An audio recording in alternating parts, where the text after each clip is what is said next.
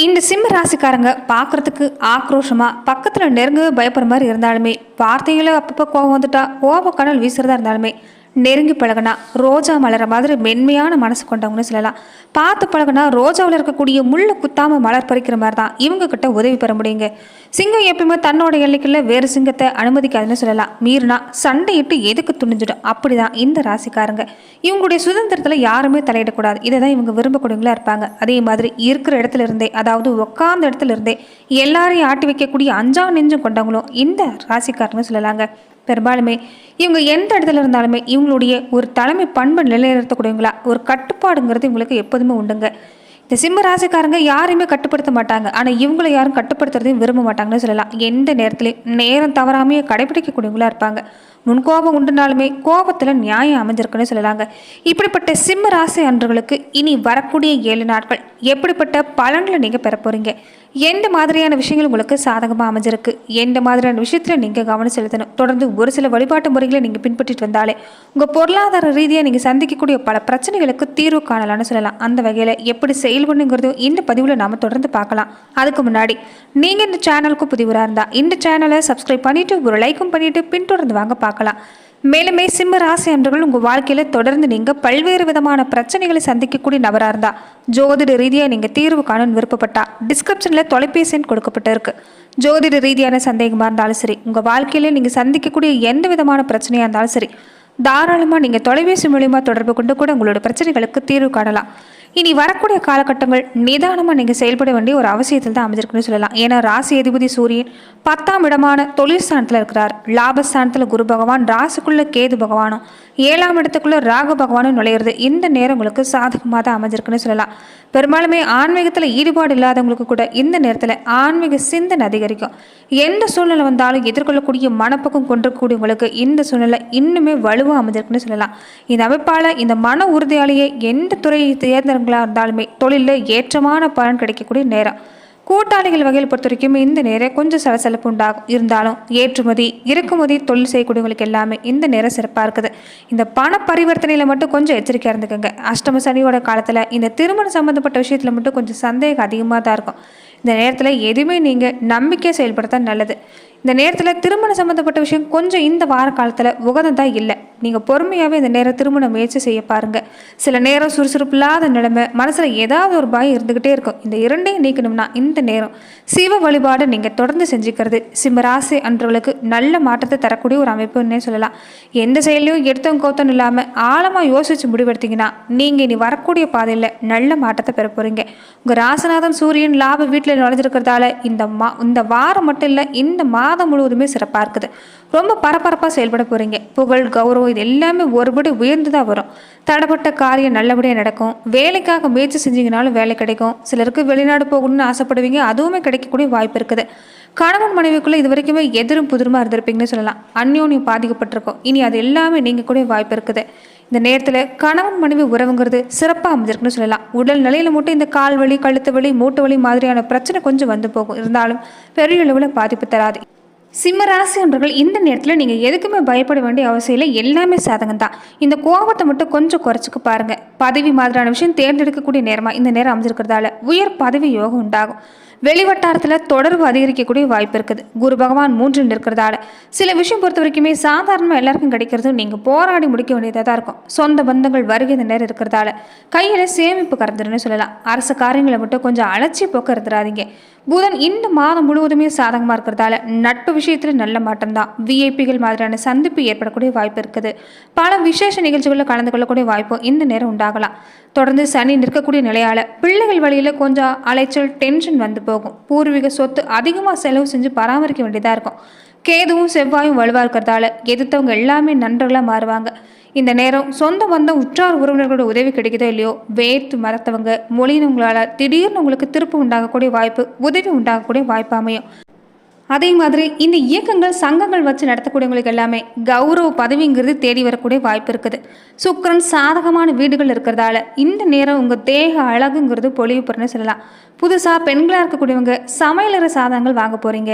கணவன் மனைவிக்குள்ள அந்யோன்யம் பிறக்கக்கூடிய நேரம். அரசியல் துறையை சார்ந்திருக்கக்கூடியவங்களுக்கு இந்த நேரம் உங்களுக்கு நிச்சயமாக வெற்றி உண்டு. தலைமையோட ஒரு நெருக்கம் அதிகமாக இருக்கிறதால இந்த நேரம் தலைமை உங்களை நம்பும். இதனால் நிறைய பொறுப்பு உங்களுக்கு தேடி வரணும்னு சொல்லலாம்.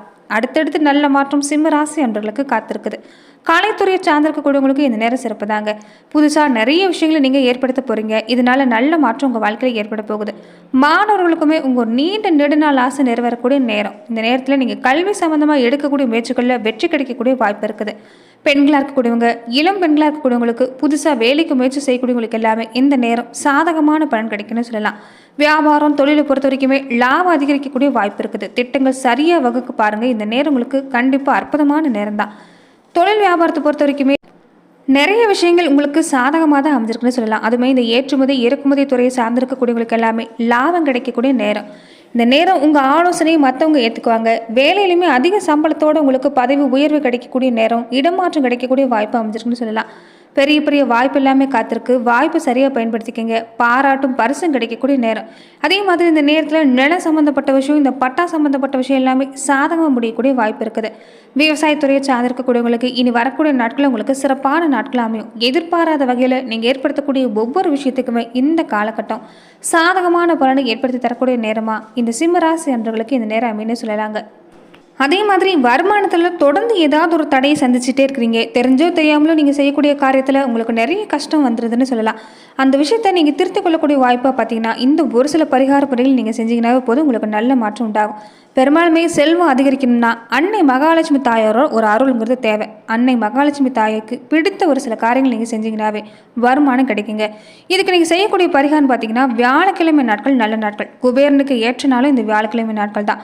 குரு புஷ்ய யோகம் கொடுத்தா ஒரு சிறப்பான பலன் கிடைக்கும். அப்படி முடியலைன்னா கூட தினமுமே நீங்கள் மாலை நேரங்களில் தீபம் ஏற்றி குபேரனுக்குரிய மந்திரங்களை சொல்ல பாருங்கள். நிச்சயம் நல்ல மாற்றம் கிடைக்கக்கூடிய வாய்ப்பு இருக்குது.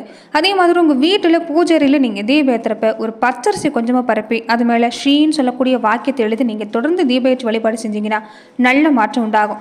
தொழில் செய்யக்கூடிய இடங்கள்லையோ இல்லைன்னா நிறுவனம் நடத்தக்கூடிய இடங்களையோ நீங்கள் தீப ஏற்றி வழிபாடு செய்கிறப்ப ஸ்ரீ விருச்சுன்னு சொல்லக்கூடிய இந்த வாக்கியத்தை எழுதி வச்சு நீங்கள் தொடர்ந்து வழிபாடு செய்கிறது, ₹1 நாணயம் 2 ஏலக்காய் போட்டு நல்லெண்ணெய் ஊற்றி நீங்கள் வழிபாடு செய்கிறப்ப நிச்சயம் உங்களுக்கு குபேரனுடைய அருள் கிடைச்சி மகாலட்சுமி தாயாரோட அருள் கிடைச்சி உங்கள் வாழ்க்கையில் நல்ல மாற்றம் ஏற்படக்கூடிய வாய்ப்பு அமைஞ்சிருக்குது.